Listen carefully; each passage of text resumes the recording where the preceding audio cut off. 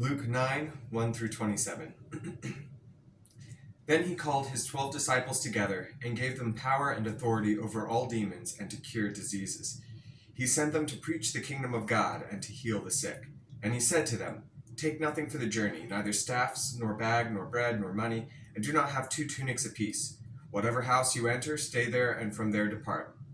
And whoever will not receive you, when you go out of that city, shake off the very dust from your feet as a testimony against them." So they departed and went through the towns, preaching the gospel and healing everywhere. Now Herod the Tetrarch heard of all that was done by him, and he was perplexed, because it was said by some that John had risen from the dead, and by some that Elijah had appeared, and by others that one of the old prophets had risen again. Herod said, "John I have beheaded, but who is this of whom I hear such things?" So he sought to see him. And the apostles, when they had returned, told him all that they had done. Then he took them and went aside privately into a deserted place belonging to the city called Bethsaida.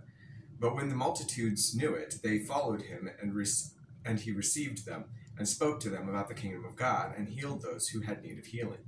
When the day began to wear away, the 12 came and said to him, "Send the multitude away, that they may go into the surrounding towns and country, and lodge and get provisions, for we are in a desolate place here, or a deserted place here."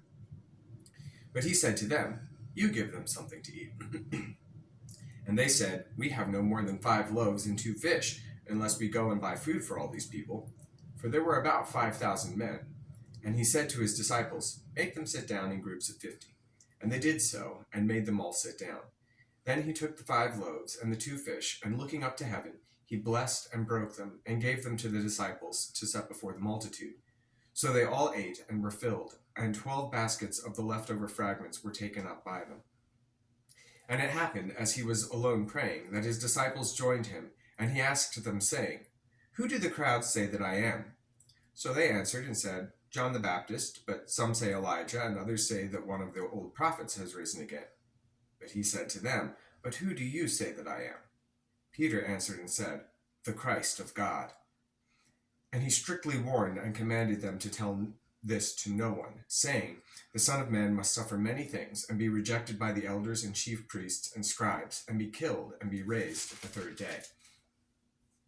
Then he said to them all, "If anyone desires to come after me, let him deny himself, and take up his cross daily, and follow me. For whoever desires to save his life will lose it, but whoever loses his life for my sake will save it. For what profit is it to a man if he gains the whole world, and is himself destroyed or lost? For whoever is ashamed of me and my words, of him the Son of Man will be ashamed, when he comes in his own glory, and in his Father's, and of the holy angels. But I tell you truly, there are some standing here who shall not taste death till they see the kingdom of God."